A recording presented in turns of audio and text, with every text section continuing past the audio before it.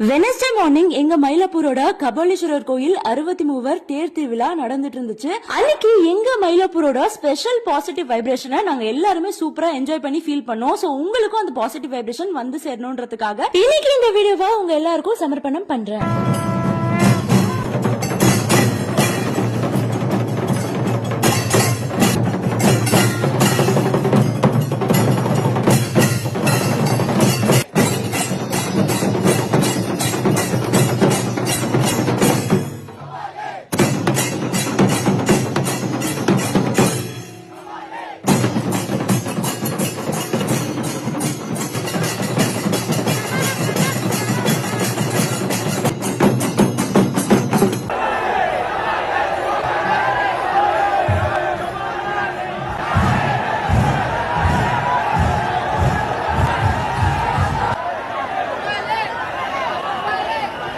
எப்படி இருந்துச்சுங்க இந்த வைப்ரேஷன்? நல்லா இருந்துச்சா? ஆனா வீடியோல பார்க்க எப்படி இருக்குன்னு தெரியல. பட் ஆனா நேர்ல பார்த்தவங்க எல்லாருமே கண்டிப்பா 100% சூப்பரா வந்து என்ஜாய் பண்ணி ஃபீல் பண்ணிருப்பாங்க.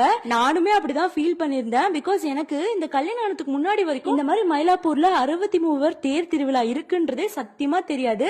நான் வந்து ஆக்சுவலா வண்ணாரப்பேட் எங்க அம்மா வீடு. சோ அங்க வந்து வருஷம் இந்த பெருமாள் கோயில் தேரு, அப்புறம் காமாட்சம்மன் கோயில் தேரு, சேனியம்மன் தீச்சட்டி திருவிழா, இது எல்லாமே பாக்குறதுக்கு செம்ம ஜாலியா இருக்கும். ஆனா அதெல்லாம் 100% அப்படின்னா இது 200% இந்த மயிலாப்பூர் 63 தேர் திருவிழா வந்து அவ்வளவு ஜாலியா இருக்கும். என் ஹஸ்பண்ட கல்யாணம் பண்ணதுக்கு அப்புறம் ஒரே ஒரு உருப்படியான விஷயம் நான் என்ஜாய் பண்றேன் அப்படின்னா இதுதான் கண்டிப்பா.